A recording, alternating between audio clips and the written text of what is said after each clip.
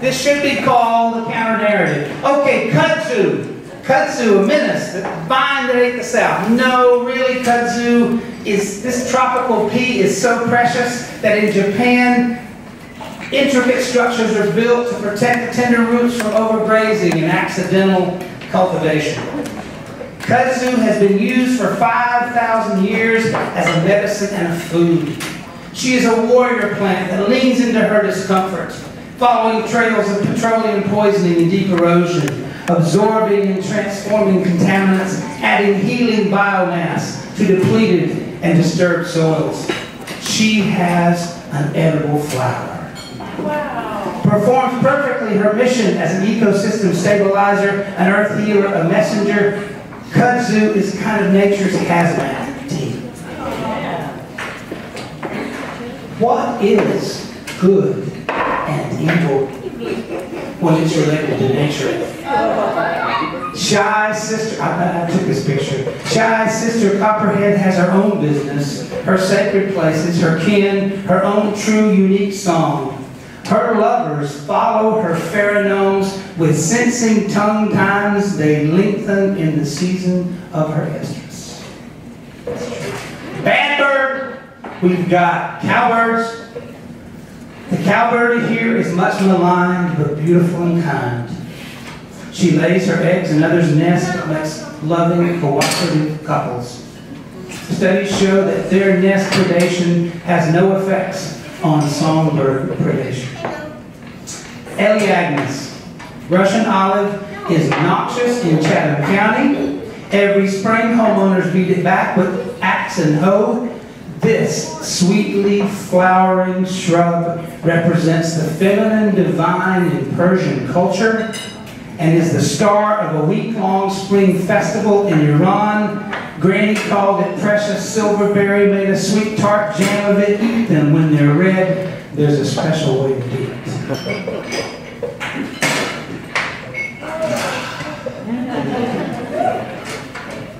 Stop the alien invasion. Why do we hate the stranger?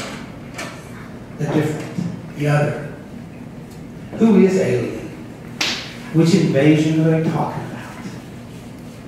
And why does the poster cost $13.99? Zebra mussels, declared a national menace by the Invasive Species Act of 1996, these lovely, striated, filter-feeding organisms have been accused of blocking pipelines, clogging water intakes, of decimating local species. But they were called to clean inland lakes. They filter out pollutants, increase sunlight penetration. Zebra mussels are cleaning Lake Erie and the St. Lawrence River as we speak. They taste delicious when steamed open in a cup full of good chablis. Is this an invasive? Free roaming, domestic and feral cats cause millions of songbird deaths in North America every year. They have a devastating impact on our native wildlife and ecosystems. I love cats. This is invasive. 150,000 acres of slashed mountain in Colorado. Heavy metals and poisonous residues penetrating watersheds in every direction. Once this was sacred land with deep canyons, fresh springs, and wild relations. This is really invasive. A 1,000-acre clear-cut is no longer part of a holistic biosystem. Those who break off a piece of nature lay hold of something that is dead, says the farmer Fukuoka. This is a piece of mourning we pass every day on the road. Coyote, the trickster who laughs at us. Commensal with mankind, communal singer, urban opportunist. Their stomachs reveal mostly rodentia, small invertebrates, nuts, berries, and carrion. Look to your neighborhood dogs for livestock kills. Coyote was once diurnal, but took up nighttime activities as a survival mechanism, like deer and beaver. Coyotes practice temporary monogamy. Coyote is a ginger-changing culture hero to the Dine peoples.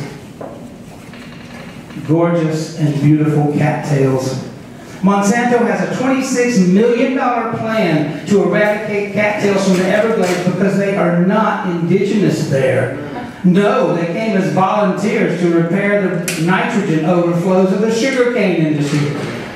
This bad apple is named Monsanto. Proof positive of the definition, an invasive is an innocent plant in the proximity of an asshole with a tool. The Invasive Species Advisory Committee is headed by an employee of Monsanto. Monsanto spends millions on the idea of good plants versus bad plants, playing on our deep societal prejudice against outsiders. This is called xenophobia. Xenophobia, sorry. We are all natives who share this earth we call home. Plant, animal, human, and microbial. We are bound to each other with spiraling threads. Would you harbor me? Could I harbor you? Would you harbor me? Could I harbor you?